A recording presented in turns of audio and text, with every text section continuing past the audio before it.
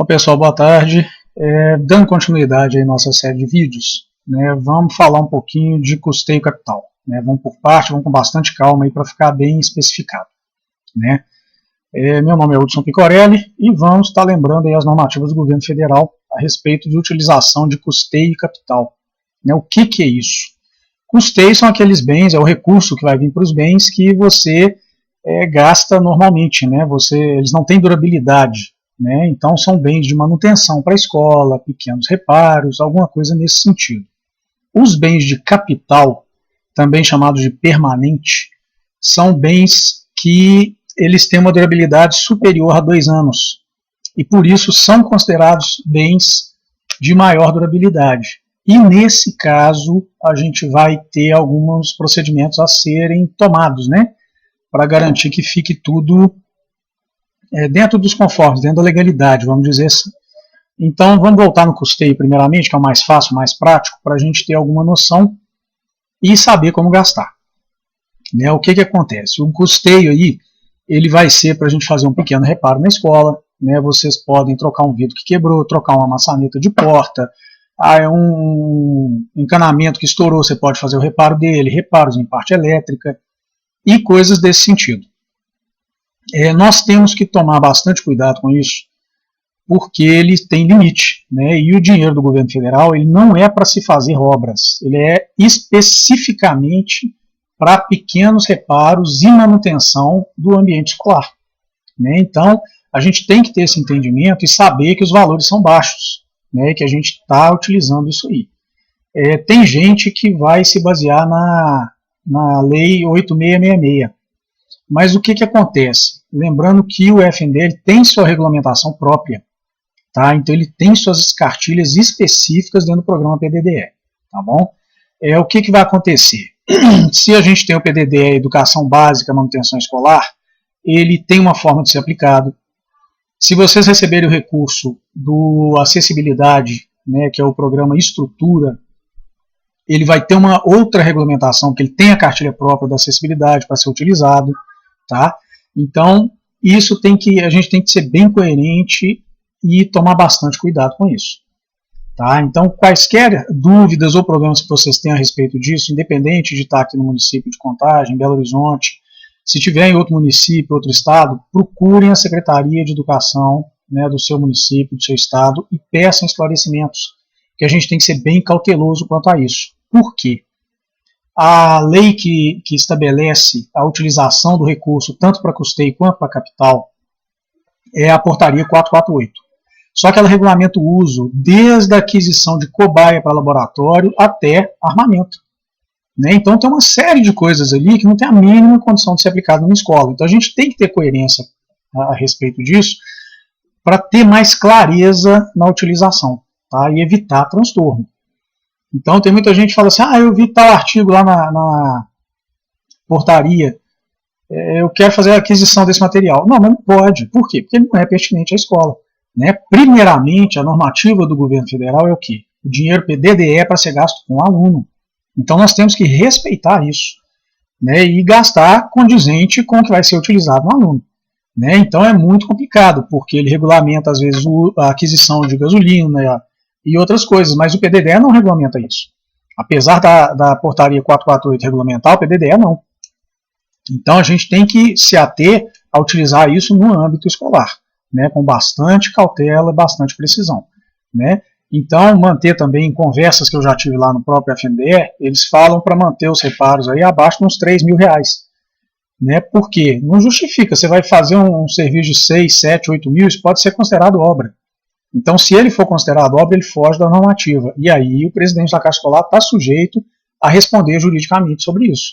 Né? Se houver uma denúncia bem fundada a respeito disso, e sempre acaba acontecendo, né? Porque infelizmente acontece isso por N fatores, que depois a gente vai estar abordando isso com mais calma, tem que se haver esse cuidado.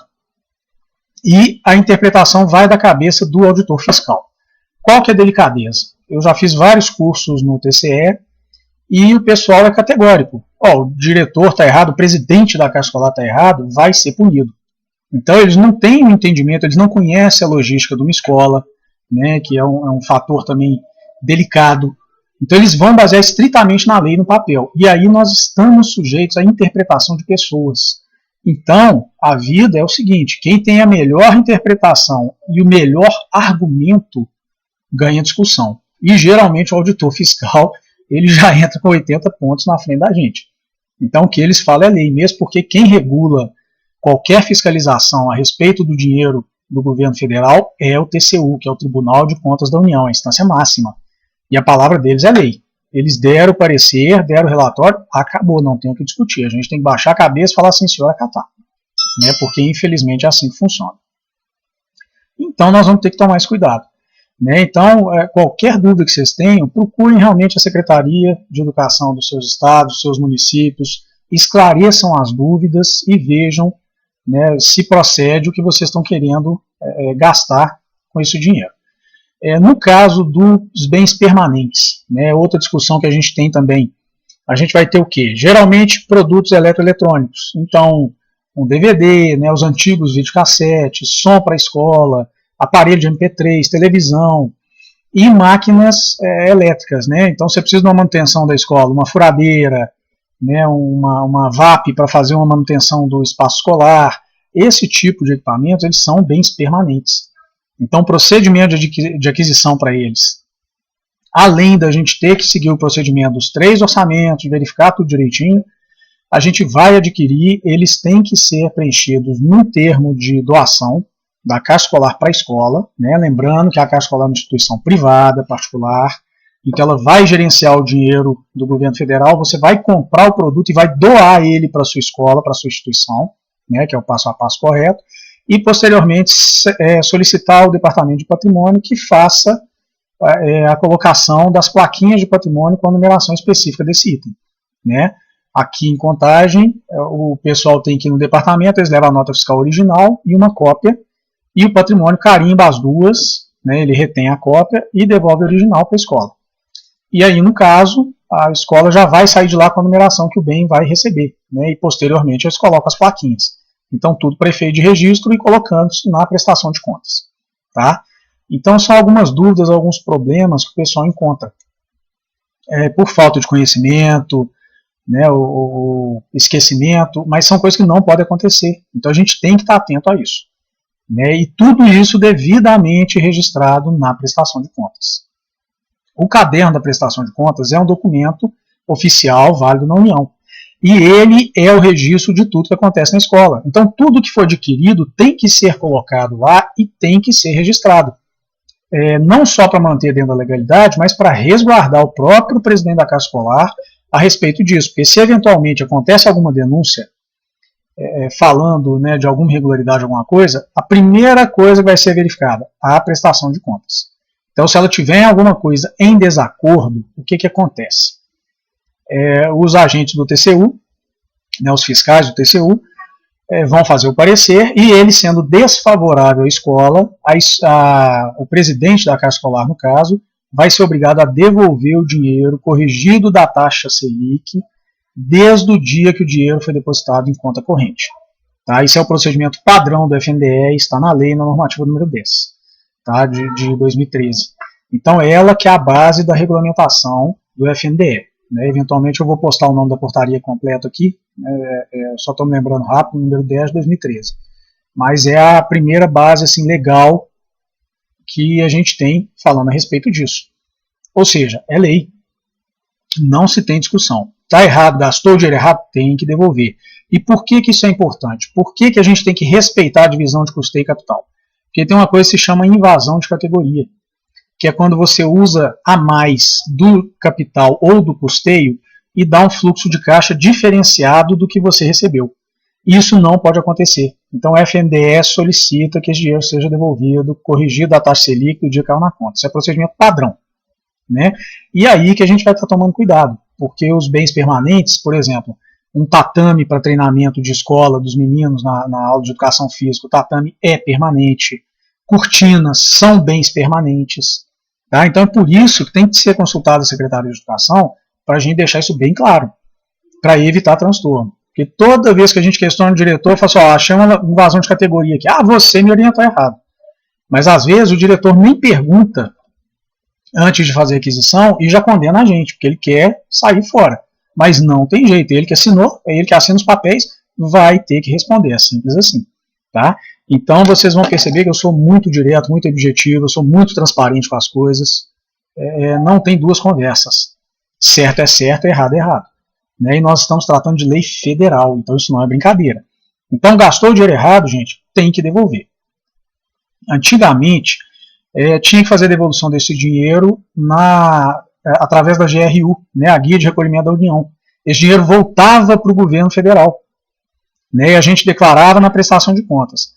Quando o governo federal vistoriou isso e percebeu que, né, por algum fundamento lá, isso não era viável, a partir do dia 16/12/2016, foi lançada uma portaria autorizando que o dinheiro seja devolvido em conta corrente.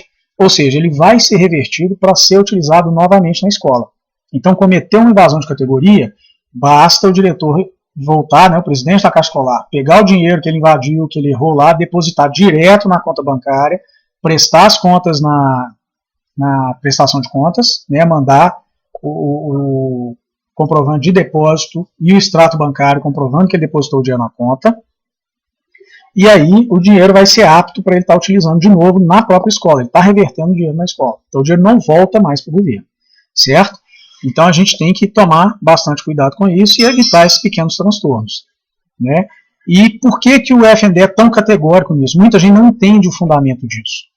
Porque quando a gente faz o recadastramento obrigatório anual no PDD Web, se vocês perceberem lá e prestarem atenção, vocês vão fazer o cadastro. Na primeira janela você entra com o cadastro da escola, manda prosseguir, na segunda janela vem o cadastro do dirigente escolar, né, o presidente da Caixa Escolar, no terceiro cadastro ele vem a conta bancária e no quarto cadastro, para finalizar, ele vai trazer para você a divisão de custeio e capital, o que você está pedindo.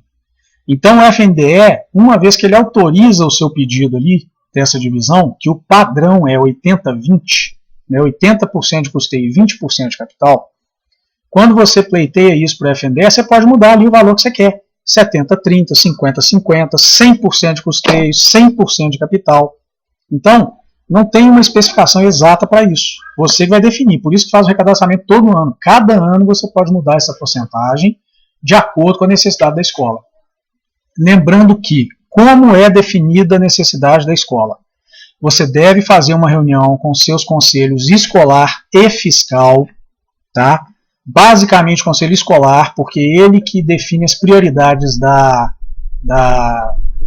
comunidade escolar, e através disso vocês vão fazer, lavrar em ata toda a necessidade que vocês têm de usar o dinheiro, e é definido em conselho, em consenso com a comunidade. A partir dessa definição, né, do que vocês precisam, o que é prioridade, tá, tem 10 mil reais para gastar, então você tem basicamente 8 mil de custeio e 2 mil de capital. Através dessa reunião vocês vão definir. E aí você faz o recadastramento no PDD Web, né, o mais rápido possível, e solicita que o dinheiro seja depositado da maneira que você precisa. Então você pode pedir até 100% de capital, não tem problema. Só que uma vez pedido isso, você é obrigado a acatar, respeitar e gastar dentro do que você pediu. Significa que o FNDE está te pagando o que você pediu, por isso que você é obrigado a respeitar e utilizar nesses moldes. Se utilizar fora do molde, vai caracterizar a invasão de categoria, porque você não está cumprindo o que você pediu. Né? Então isso não pode ser feito. E é por essa razão que eles são inflexíveis. Então, se gastou o dinheiro errado, vocês vão ter que devolver corrigido da taxa Selic do dia que ele caiu na conta, depositando em conta bancária. Tá bom? Então, sempre tomar bastante cuidado com isso. Outra coisa, o dinheiro de capital, ele não pode ser gasto em hipótese alguma para pagar pessoal, tá? Não pode se pagar com ele contador. Se vocês olharem lá na regulamentação da resolução número 10 de 2013, vocês vão ver lá que o FNDE solicita, ele faz o pagamento, né, do PDDE, mas ele deixa bem claro que a responsabilidade de se contratar contador é do município. Então, o município que tem que disponibilizar um contador para as escolas. Ou seja, contador só pode ser pago com verba municipal, ele não pode ser pago com federal. Tá ok? Então, sempre ficar atento. Tá? Procure as escolas para ver o que está dentro da 448, que pode ser adquirido ou não. Mas lembrando-se sempre que tem que ser uma coisa que atenda a área educacional e o aluno, tá? Para evitar transtorno. Qualquer coisa que fugir disso vai dar problema e o dinheiro tem que ser devolvido. Tá? Outro fator importante é que eu questionei isso no FNDE, por quanto tempo vale uma prestação de contas, e eles foram categóricos. A prestação de contas, ela dura a vida inteira, você responde por isso a vida inteira. A gente vê na normativa falando que ela tinha aí uma validade, né, validade entre aspas, de 20 anos, mas não é isso. Ela tinha uma validade de 20 anos a partir da correção da prestação de contas, né, pelo TCU. E, ou seja, o TCU gasta às vezes 15, 20 anos para corrigir isso, mas a gente responde por ela a vida inteira. Então a durabilidade dela no papel hoje foi reduzido, né, já saiu uma nova regulamentação, foi reduzido para 10 anos a partir da data de correção do TCU. Tá? Ou seja, nós estamos em 2020 e eles estão corrigindo as prestações de contas de 2013. Eles não chegaram nem em 2014 ainda. Então, esse prazo de validade dela de 10 anos é a partir da correção do TCU. Né? Então, vocês devem manter nas escolas o original da prestação de contas. Tá? A regulamentação do governo fala isso, original na escola, e deve ser encaminhado para a sua Secretaria de Educação Municipal ou Estadual a cópia da prestação, né, devidamente registrada, carimbada, rubricada todas as páginas, numeradas, né, tudo dentro do conforme, para garantir o princípio da transparência e da boa utilização do recurso federal. Ok? Eu vou estar disponibilizando também meu e-mail, se eventualmente precisarem, qualquer coisa, podem entrar em contato comigo. Né, meu e-mail é hudson.picorelli@edu.contagem.mg.gov.br. Né, se eu conseguir fazer uma edição bacana desses vídeos, eu vou estar disponibilizando tudo por escrito, para ficar mais fácil para vocês. Tá? E estamos aí, está todo mundo no mesmo barco, né, e vamos com calma que tudo vai dar certo. Tá bom, pessoal? Um grande abraço e até a próxima.